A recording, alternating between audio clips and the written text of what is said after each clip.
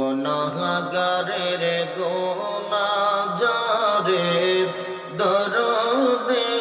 আপনার দয়া করে তারাইবেন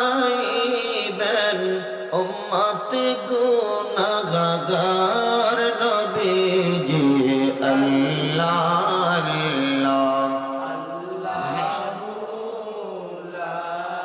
ইলাহা ইল্লাল্লাহু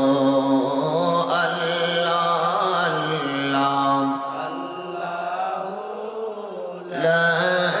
ইলাহা